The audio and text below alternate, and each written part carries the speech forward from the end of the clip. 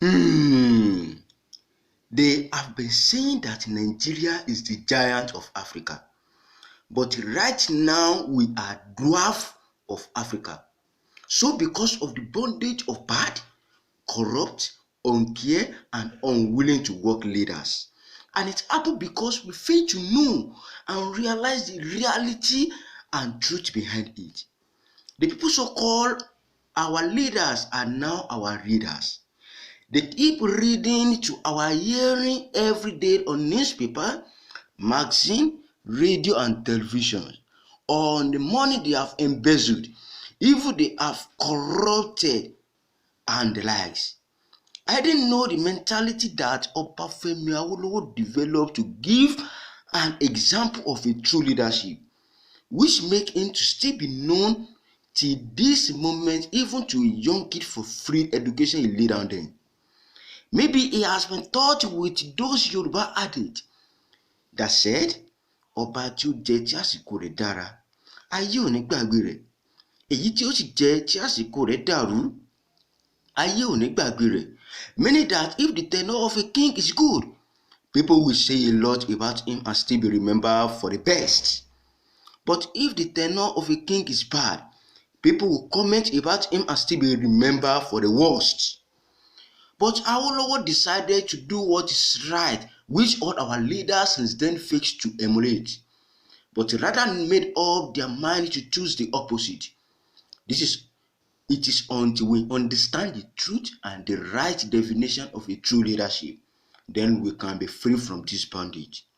They called themselves PDP and we all shouted, power! But rather than to use power to empower many citizens, they rather use it to overrule them.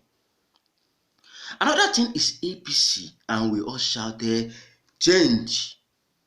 Rather than changing their constituency, community, state and nation, they only change their family by gathering more wealth, having enjoyment and traveling out of their country. They use the stolen and embezzled money in Nigeria to set up a business in another country. Nigeria, let's be wise. We vote adults as our leaders, and this also causes a lot of hindrance to the growth and development in economy, because these adults are old to know the latest thing going around, new technology, but they were using the old style of 1990s to lead us. They didn't have enough strength to serve us. They only rest, enjoy themselves by sending people around to do their duty and take the responsibility. They didn't understand that leadership is a calling as a ministry whereby God has called us to serve humanity. But those leaders think people fought for them to rule authoritatively over them.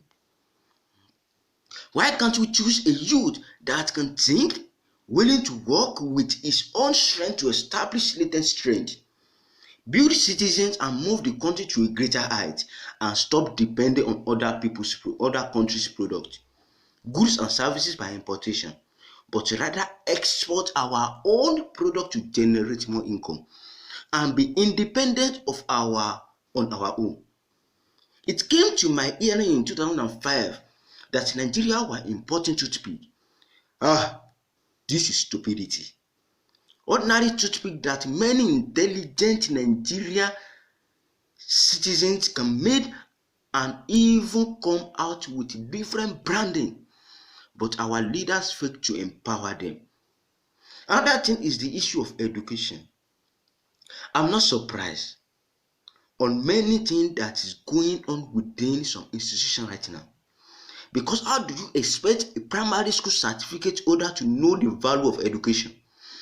It will be impossible for them to know the stress students are passing through, the sacrifice parents are making to pay tuition fee, house rent, manual, handouts, feedings, and struggling to come out in fly colors.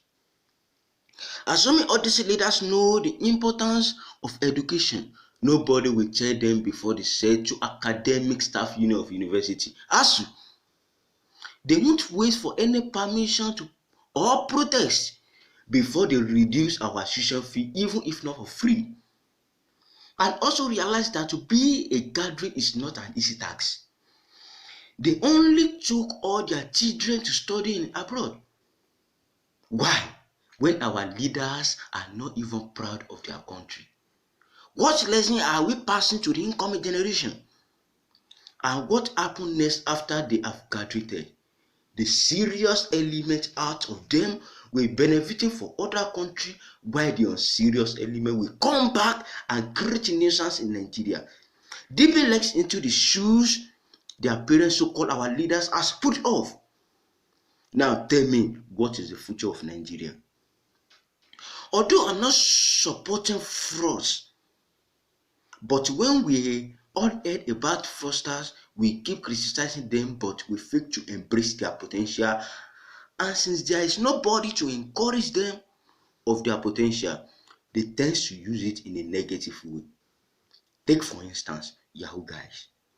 One day I sensed that these Yahoo guys are so intelligent to hack an account of an organization or company without being there during the programming and coding.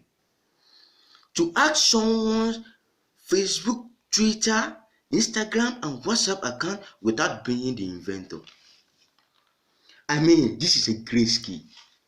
Unless we develop those people, the issue of crime cannot stop, because everything lies in the fault of a leaders. Any atrocity committed or happening in a home, environment, state, nation, etc., all lies on a leaders, because what will you say to a child watching his father smoking and drinking, and the child later develop the same habit? Who is to be blamed? Or a mother who always sends her daughter to a concubine, and later her daughter also started engaging in such immorality. Who is at fault? They keep criticizing those fraudsters. Meanwhile, their evil is far more better than that of the fraudster. They keep arresting robbers. Meanwhile, they are the armed robbers. They keep judging murderers. Meanwhile, they are the hire killers. When will our leaders embrace justice and do what is right? Those that ought to embrace the law are the one breaking the law. And the law said, no one is above the law, that everyone is equal before the law. But we were unable to enjoy all our fundamental rights, like right to life, movement, freedom of expression, of feeling, ownership of one's property, growth and development, etc. We can't move the way we like. We can't express our feeling, because any attempt to do so will result to the spreading of police and army all around the city. Then we can't enjoy our rights to life. They swap citizens' property to government property without any form of gratitude, but keep telling us there is a road across this land and it is government land, and so on. We want to grow and develop ourselves, but our leaders were drawing us back. Imagine you registering for an online course and later telling you that it doesn't meant and not applicable for Nigerians. Many things like that has caused many citizens to die with their talent and fail to fulfill their purpose of existence. Some have not even discovered their purpose, not to talk of fulfilling it. We fail to realize that there is a potential in us to which we all need to contribute to make impact in our home, environment, state, nation, and the world at large. But our leaders has created many hindrances and discovered so many people's talents and potentials. Why? Because people are in a race and life is in stage. And lastly, don't let us misinterpret leadership to government, because in one way or the other, everyone is a leader, and we also have influence wherever we are, in a home, an organization, academics, government, entrepreneurship, etc. But government are the people governed by a body to lead. and they were also people like us. We can emulate true leadership when we give the right meaning to this our so-called democracy. That is, the government of the people, by the people, and for the people. Meaning that your own opinion is not the best, but other people's suggestions are also matters for the growth and development of wherever we are appointed to as a leader.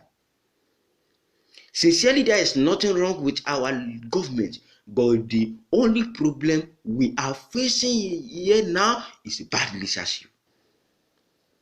Many leaders give excuses of leading in prayer and threat, but I'm boldly to tell such leader that he or she is stupid and is an animal, because only animal can be scared of other animal like them. And if leaders is leading with prayer and threat, what do we expect from the follower citizens?